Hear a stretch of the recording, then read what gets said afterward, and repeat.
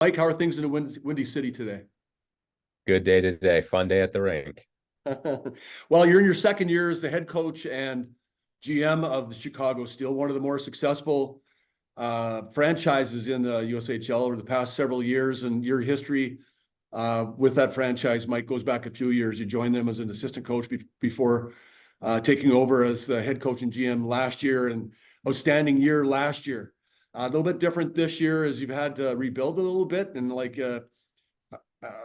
most franchises in the junior hockey realm, you have that roster churn that takes place with the advancement of players. But success that the Steel have had in the last little while has really continued on under your watch here, Mike. Tell us a bit about the culture that you and your staff and the rest of the folks there in Chicago have worked to build there with Chicago Steel franchise.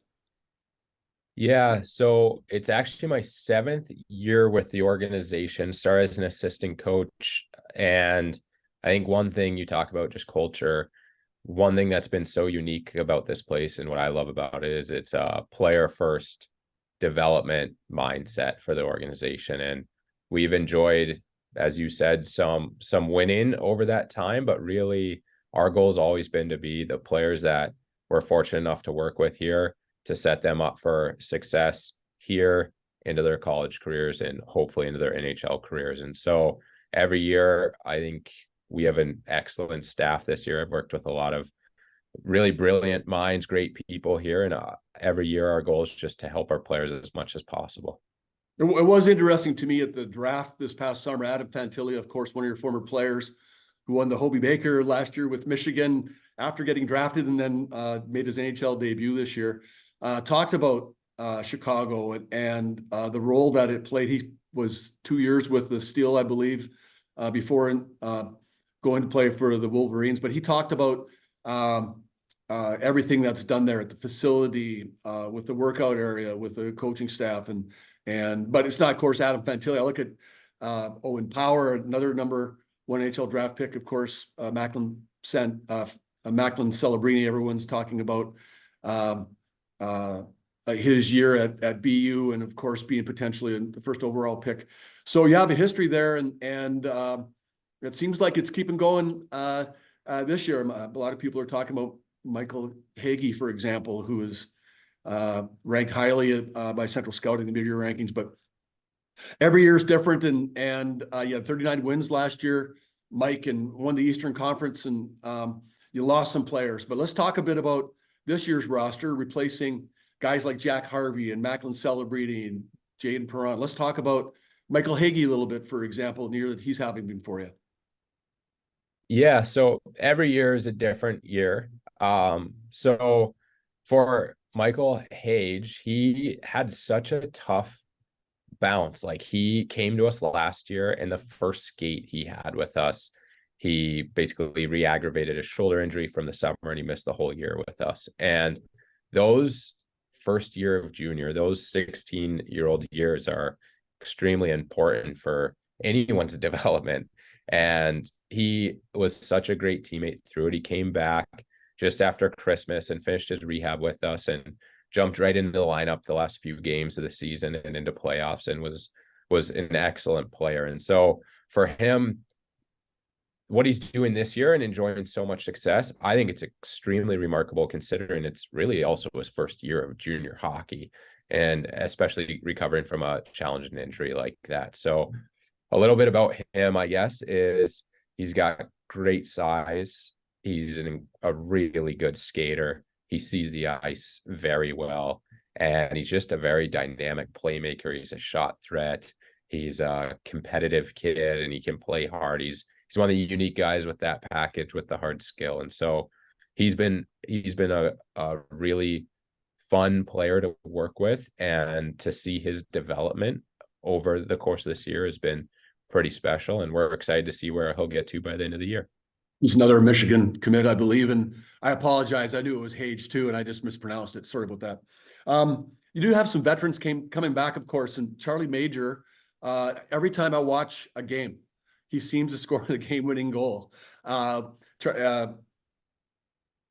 Thompson is another kid that comes up, and Joey Del Greco, some veteran players back there who have really continued on offensively to lead the the charge for you at the along the front line for you.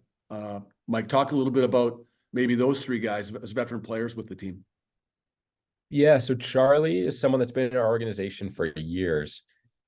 Brilliant player, great player, late developing. And so last year was his first year with us.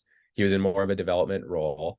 And to see the success he's having this year, kind of back to what we're actually most proud of, is just seeing a player go from first year getting used to the league to what I would argue at times just being a dominant USHL player. And Mick Thompson's the same thing. He was here a year before Charlie, but same exact path. These guys are dominating the league now after sort of going through a really good development process. And so they've both been leaders for us on and off the ice. Charlie is an incredible mid-range shooter, I would consider. He's extremely competitive. He's great at getting pucks back and just a very dangerous threat at all times. Mick Thompson plays with a ton of pace, very dynamic, very creative, can create things out of nothing, can play in every way, shape, or form. And talking about development, like, he's really rounded out his game to be very reliable defensively, to be very good without the puck. It's been actually one of the cooler parts of the year for us as a staff to watch his growth on the ice. And both kids are leaders for us, but Mick, by virtue of essentially being his fourth year here, is certainly a captain for us.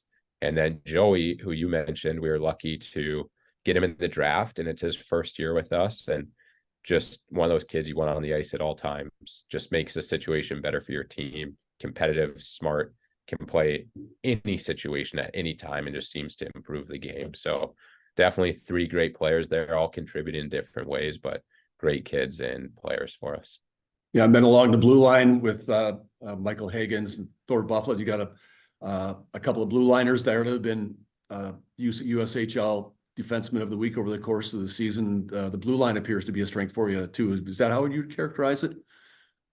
Yeah, they've done a really nice job. Those two specifically, smart players. Credit to Michael Higgins. Like, he came in as a development D for us last year and quickly earned just a significant role for us, but a permanent role for us. And to have him back this year is great. He's dynamic back there. His game's grown a ton. He's very good with his forward angling, his stick detail, and great with the puck. And then Thor is another guy that's been in our organization for a while. He, very bright hockey player, very competitive, a leader for us, a rock for us back there. So the two of them have definitely been the cornerstone of the back end this year. And then in between the pipes, in the nets for you, Luca Cloutier and Christian Mines have basically split most of the games over the course of the season. Luca, in the last little while, had that stretch where he won 5 in a row. Was named USHL Goaltender of the Week, but a couple of goaltenders there have been pretty solid for you over the course of the season as well, right?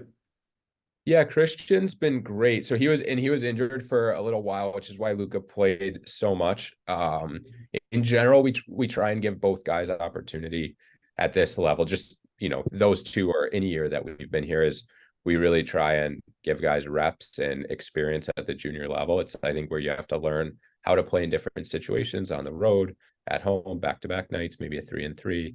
And so they've been great for us. Christian's in his third year, and just a very competitive, talented goalie who's going through like a really good process this year, I think, of learning to quote unquote be the guy. And then Luca, as a first year draft eligible, he's coming to us from the Quebec kind of AAA league.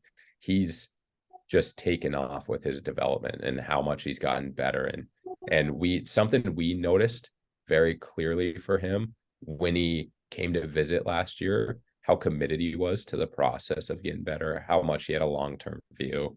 As a former goalie myself, I can say that helps you a ton. That's something I always had. So just watching his growth as a first year has been remarkable. And I really think sky's the limit for him. So he's been playing great for us. But what we're most excited about is just seeing how much better he's getting on a week-to-week basis. Mike, you touched on the fact that you were a goaltender, a good goaltender. You played college hockey at Cornell under another former goaltender, and Mike Schaefer. What'd you learn during your time in playing for one of the most revered coaches in college hockey, and Mike Schaefer? thought what was most impressive to me about how Shafe runs his program is the consistency of which you do everything. And just one of the things that just stood out to me is every game he was so prepared and diligent in the preparation. And we were very much just executing our game plan, no matter you're playing a, high flying top end skill team or just another game in the ECAC. Like the way he went about our preparation was great. And for me, what I personally learned just playing college hockey is how competitive it is and how good these guys are, and how much I needed to work at my game in all ways, shape, and form. So it really forced me to get a little bit deeper in the process of becoming better every day. Yeah.